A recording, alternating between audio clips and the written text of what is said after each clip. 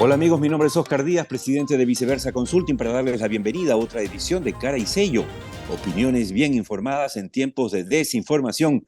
Con el análisis de la semana junto a José González, gerente asociado de GCG Advisors desde Nueva York, y Juan Carlos Ruiz, vicepresidente de Pacific Latam. Hoy tenemos tres temas en la Semana Santa y este es el primero. Dina Boluarte se teflonea. Esto para usar algo que normalmente se comenta cuando se habla de que alguien se está, digamos, empoderando, ¿no es cierto? El teflón evita que se quemen las cosas, ¿no es cierto? Que se pegue la comida, por ejemplo, en la sartén. Y eso parece estar pasando en la política peruana con Dina Boluarte y su gobierno. A pesar de todo lo ocurrido, a pesar de las publicaciones del New York Times, ¿no es cierto?, sobre el tema de derechos humanos, a pesar de la propuesta tímida de hace una semana por los rezagos del castillismo resentido y dolido de tratar de llevar adelante una acusación por vacancia, nada menos presidencial para Dina Boluarte, todo parece que se va diluyendo en el tiempo. Y entonces vale la pena reflexionar con José González y con Juan Carlos Ruiz si esto es así y si esto puede ser algo que dure o sea simplemente efímero. Juan Carlos Ruiz. Lo que dos elementos claves explican esta situación, ¿no? Este blindaje que ahora tiene o que empieza a tener como fuerza la presidenta Boluarte. El primero de ellos es la ineficacia del ataque histérico que realiza la izquierda moderada, tanto sobre el Congreso como sobre los funcionarios del gabinete Boluarte, e incluida la presidenta.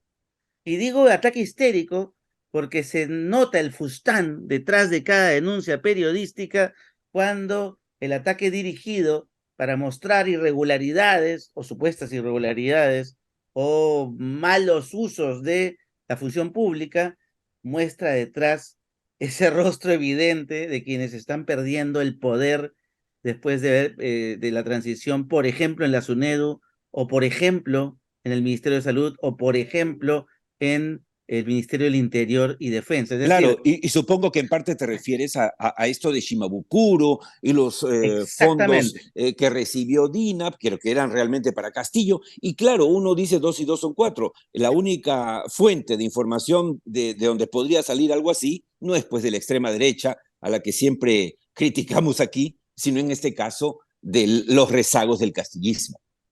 Sí, que fueron los aliados de Castillo, esta izquierda moderada, Así es. los llamados caviares, ¿no?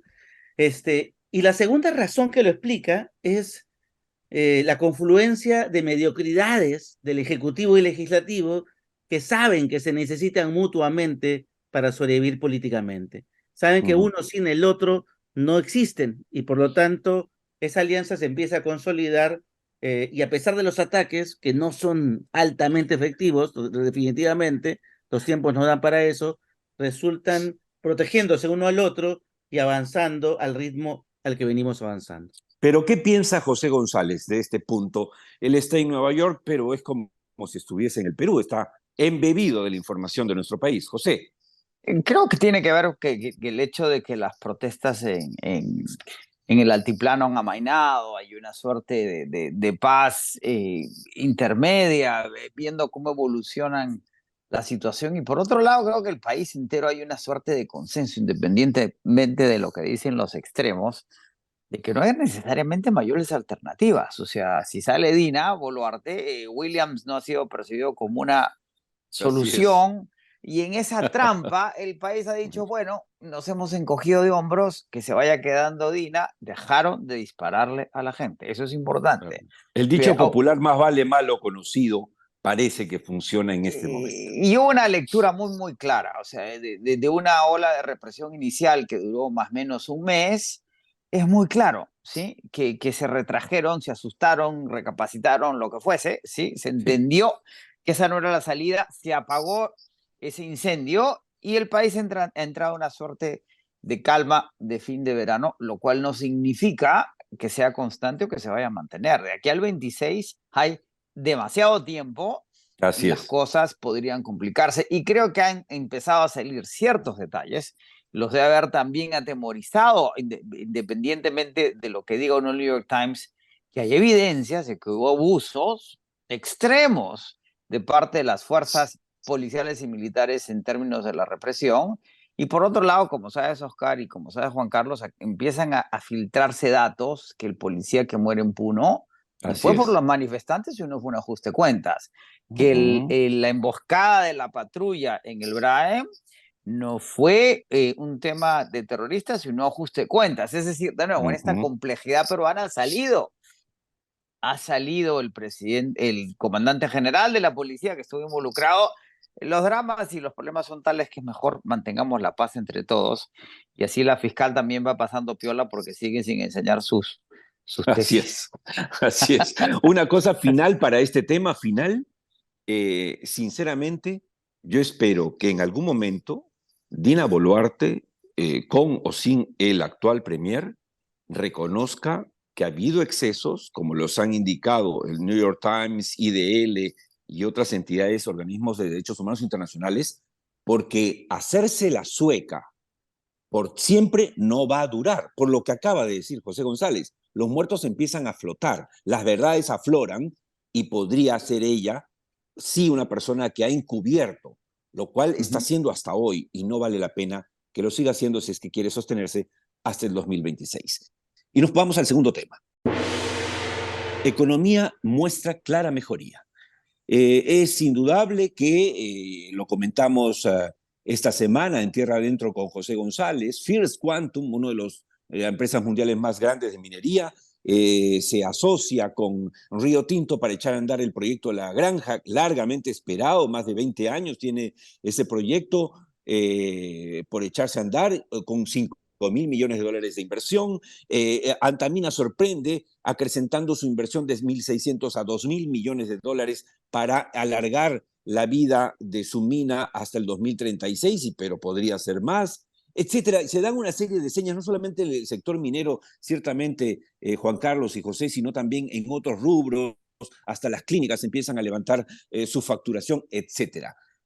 ¿Cuál es la opinión de Juan Carlos y luego de José? Era lo que tenía que suceder, ¿no? Es decir, la economía peruana, con base sólida en lógica de crecimiento, más no de desarrollo,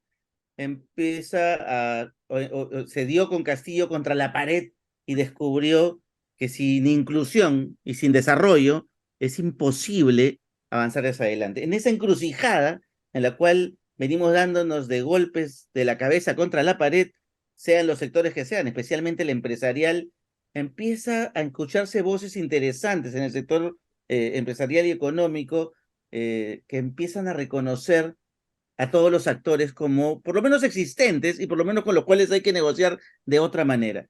Y esto permite esa sensación de confianza de decir, vamos para adelante. O sea, el país no puede parar. Y esa sensación y ese fraseo está empezando a dar resultados especialmente en esos sectores claves que mueven la economía peruana, que son minería y agroindustria, y por lo tanto movilizan o dinamizan esas cadenas hacia las pequeñas, medianas, pequeñas y microempresas que hacen que la dinámica económica mejore y por lo tanto la expectativa y la confianza haga que las inversiones se anuncien porque el mundo sigue avanzando y sigue para adelante. Pero sí hay un factor que hay que tomar en cuenta y es el de que conforme avanza esta dinámica, el deterioro de los puestos laborales es evidente. Es decir, el crecimiento de la informalidad en la economía peruana sigue siendo el factor predominante y hegemónico de nuestra actividad económica, ¿no? Y es un tema Uh que -huh. preocupa y hay que empezar a resolver ya. En la edición Semana Santa del podcast de Caricello, la opinión de José González. Es muy claro, como dice Juan Carlos, que los avances son macro, además llevan por tierra toda esta visión negativa de que el Perú se iba a acabar, que Castillo iba a acabar con la economía, que se iban a ir todos los inversionistas, que todos los fondos se iban a salir.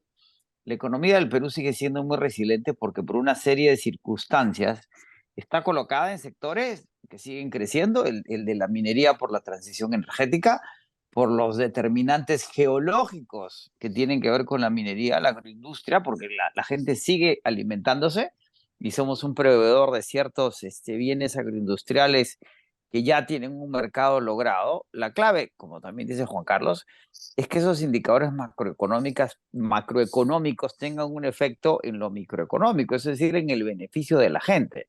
Porque el hecho que el país crezca y que el país esté mejor no significa que los peruanos estén mejor.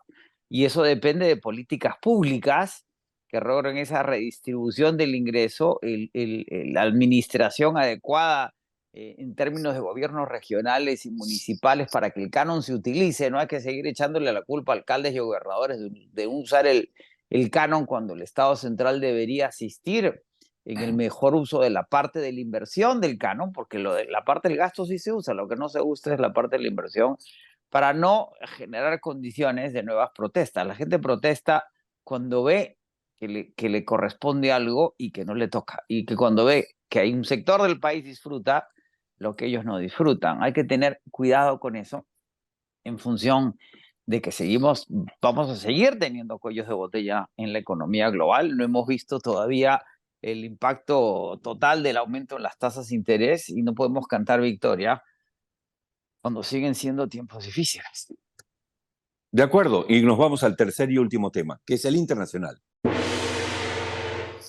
Trump acusado penalmente. Esto obviamente alegra a muchos de sus detractores en el mundo. Por lo tanto, mientras se calienta el clima, como pocas veces en la costa peruana y en particular en nuestra ciudad capital de Lima, en realmente unos 28 o 30 grados sofocantes, se calienta también la política norteamericana y empieza a ocurrir algo que poca gente pensó que podía ocurrir, que Donald Trump, el expresidente de los Estados Unidos, pudiese ser acusado penalmente. ¿Quién mejor que José González para que nos explique qué es lo que significa exactamente esto? La semana pasada el jurado, la Fiscalía de la Ciudad de Nueva York llama a un gran jurado.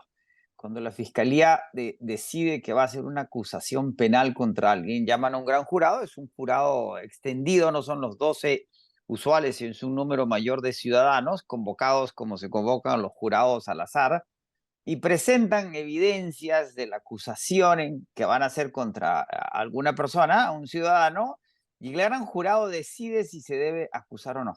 El gran jurado decide la semana pasada que la acusación contra Donald Trump procede. Esta es la primera de muchas acusaciones y es la que está vinculada a los pagos ilegales a la actriz pornográfica con la que Trump tuvo sexo, que se pagó a través de quien era su abogado en ese momento y se declaró como gastos de negocios. La acusación no se ha visto, tampoco la ha visto Trump, que voló esta mañana de Mar-a-Lago, de su casa en la Florida, a Nueva York, que esa ha sido la noticia del día hoy, desde que salió de la casa hasta que se subió el avión, hasta que aterrizó en el avión, hasta que llegó a su edificio en la Quinta Avenida, y mañana lo van a seguir hasta que entre a la fiscalía. No queda claro. Los indicios son de que la mayor parte de las acusaciones son por crímenes menores, pero todo el mundo sospecha que hay un crimen mayor entre esos crímenes menores para que hayamos llegado a este punto. ¿Cuál es el comentario en general? Es el primer presidente en la historia de los Estados Unidos acusado penalmente. Mañana se va a presentar frente a la fiscalía. Le van a leer sus derechos, lo van a acusar, le van a tomar las huellas digitales, ya se ha decidido que no lo van a esposar y ya se ha decidido que no le van a tomar la fotografía de presidiario para que no sea utilizada políticamente y como se decía, esas fotos Claro. se toman a Juan Pérez para que quede claro que si se fuga quién es Juan Pérez, todo el mundo sabe quién es Donald Trump, ergo no hay Claro. necesidad de tomarle una foto, pero lo van a acusar. Después de la acusación pagará un bono para salir libre y se regresa a la Florida. Va a dar un discurso mañana en la noche con relación a la acusación. Otro dato importante, Sí. Donald Trump, que había tenido investigaciones judiciales en el pasado, nunca había tenido una acusación formal como la que va a tener mañana. La justicia tarda, pero llega. Eso no debería favorecerlo en su campaña presidencial, a pesar de que ya sus seguidores le han donado $7 millones para que se defienda del fiscal perverso, de la fiscal perverso de la ciudad de Nueva York. Como nota a pie de página o de color local, como diría Enrique Sileri en las buenas épocas de Caretas, La actriz pornográfica que recibió el dinero para no contar su historia con Donald Trump ha declarado que el sexo que tuvo con el expresidente fue el peor de su vida.